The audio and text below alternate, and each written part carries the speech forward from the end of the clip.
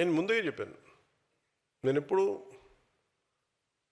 కులాలని చాలా మన ఒక ఎనలైటికల్గానే చూస్తాను. నేను కులాలని ఒక సోషల్ డాక్టరింగ్ పర్స్పెక్టివ్లోనే చూస్తాను.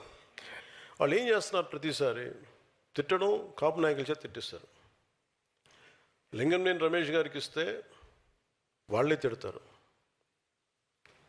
లేదంటే ఒక కుర్రాడు 14 ఏళ్ల ఆడబిడ్డని 3 రోజులు గదిలో బంధించి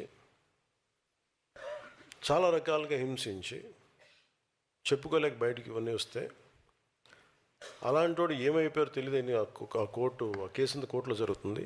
అతనికి వత్తాసుగా వీళ్ళందరూ వెళ్తారు. తల్లి బాధ వేరే, తల్లి బాధ నేను అర్థం చేసుకోగలను. కానీ అతను చేసే వృత్తి ఏదో క్రిమినల్, అతను ప్రొఫెషనల్ క్రిమినల్. అతను ఒక ప్రొఫెషనల్ క్రిమినల్లో ఎలా వెనకేసుకొస్తారు? ఏ బేసిస్లో వెనకేసుకొస్తారు? Just because he's your caste. మీ కులం అయితే సరిపోద్దా? అంటే చిన్నప్పుడు మనం వినేవాళ్ళం కదా, show me your friend, I tell you who you are అంటారు ఎవరన్నా. అలాగే మీ నాయకుని చెప్పండి, అతనేంటో మీరేంటో నేను చెప్తానండి. ఇప్పుడు చూడండి, సోకాల్ లీడర్స్ అందరూ ఎలాంటి వైపు మగ్గుతున్నారు వీళ్ళందరూ. అంటే ఏం మెసేజ్ ఇస్తున్నారు వీళ్ళందరూ? ఉదాహరణకి చాలా కులాలు ఉన్నాయి. ఉదాహరణకి ఫర్ ఎగ్జాంపుల్ కాపు కులాన్ని తీసుకుందాం. ఈ మధ్యన మనకి ఎక్కువ వినిపిస్తుంది కాబట్టి.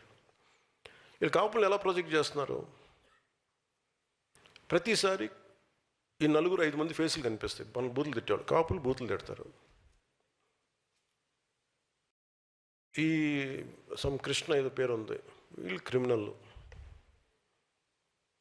వీళ్ళు ఇది అన్ని నెగిటివ్ న్యూస్ చూడండి. సో మీకు ఏమైపోద్ది, కొద్ది రోజుల తర్వాత సబ్లిమినల్గా మీ మనోగతంలో ఏమైపోద్ది, it will become confine to అది. ఈ భావన దేనికి వేస్తే, కాపు అని చెప్పగానే ఇవన్నీ గుర్తొస్తాయి మనకి.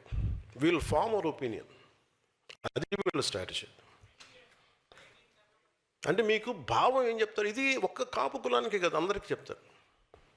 అన్ని కులాలకి ఇదొక very clear cut political game. ఇది నేను దాన్ని బ్రేక్ చేస్తాను కాబట్టే నా మీద ఇంత కోపం అందరికీ.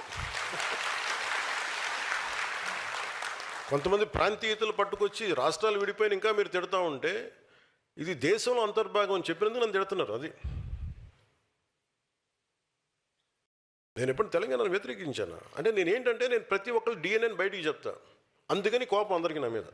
నాకు అర్థం అవుతూ ఉంటుంది. అంటే ఏ సామాజిక వర్గం అయినా నాయకత్వం వహించాలంటే మిగతా అన్ని సామాజిక వర్గాల విశ్వాసాన్ని పొందాల్సిందే, వేరే దారి లేదు దీనికి.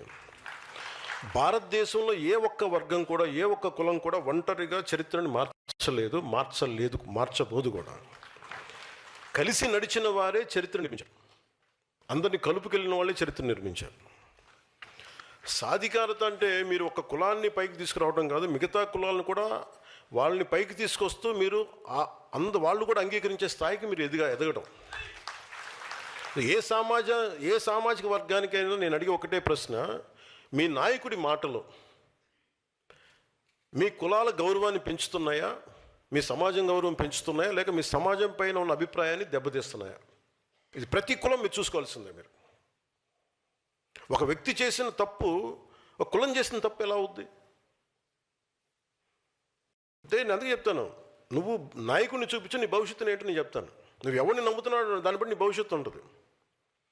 ఇలాగ బూతులు తిట్టేవాడు నమ్మితే 11కి వచ్చారు, 151కి వస్తారు.